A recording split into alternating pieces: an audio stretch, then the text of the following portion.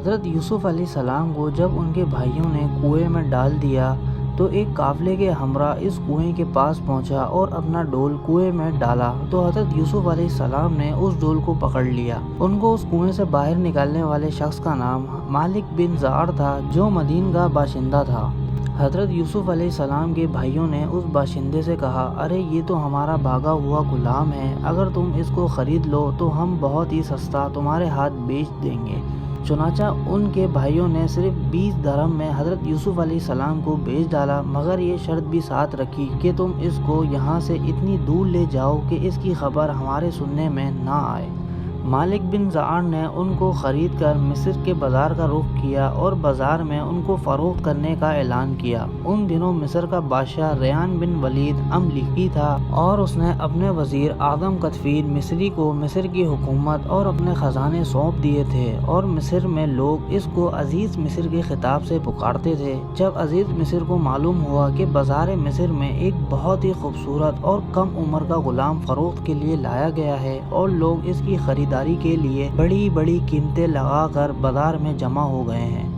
معین Mirza T V کی videos میں ایک بار پھر سے خوش آمدید۔ چینل کو سبسکرائب کریں، ساتھ ہی بیل آئیکن کے بٹن کو دبائیں تاکہ میری ہر آنے والی ویڈیو آپ تک پہنچ سکے۔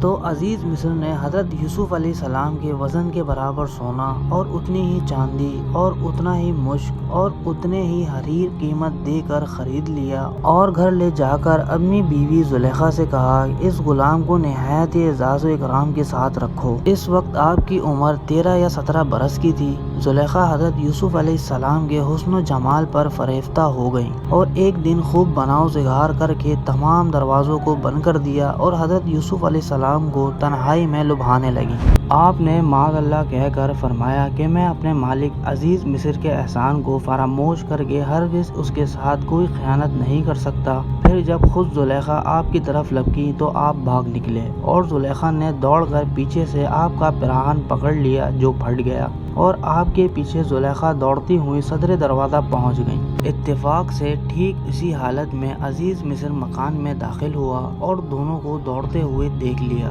تو زلیخا نے عزیز مصر سے کہا، اس غلام کی سزا یہ ہے کہ اس کو جیل خانہ میں ڈال دیا جائے اور کوئی دوسری سخت سزا دی جائے، کیونکہ اس نے تمہاری گھر والی کے ساتھ برائی کا ارادہ کیا تھا۔ یہ سن کر حضرت یوسف علیہ السلام نے فرمایا، اے عزیز مصر، یہ بالکل ہی غلط بیان کر رہی ہیں۔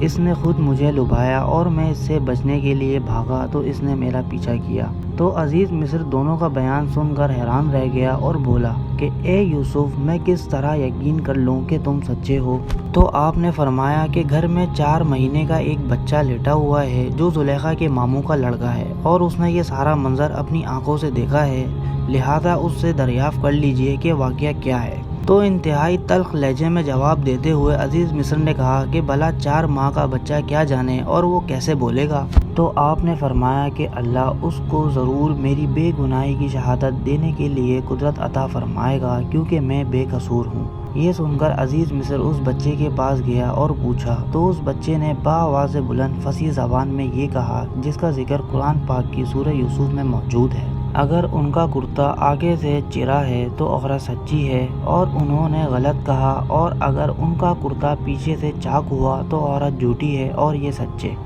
دوستوں، بچے کی زبان سے یہ شہادت سن کر عزیز مصر نے جب دیکھا حضرت یوسف علیہ السلام کا کرتا پیچھے سے ہی پھٹا ہوا تھا تو اسی وقت عزیز مصر نے حضرت یوسف علیہ السلام کی بے گناہی کا اعلان کرتے ہوئے یہ کہا جس کا ذکر قرآن پاک کی سورہ یوسف میں کچھ اس طرح سے بیان ہے، بے شک یہ تم عورتوں کا فریب ہے، بے شک تمہارا فریب بڑا ہے، اے یوسف تم اس کا خیال نہ کرو، اور اے عورت تو اپنے گناہ کی معافی مانگ، بے شک تو خطا واروں میں ہے۔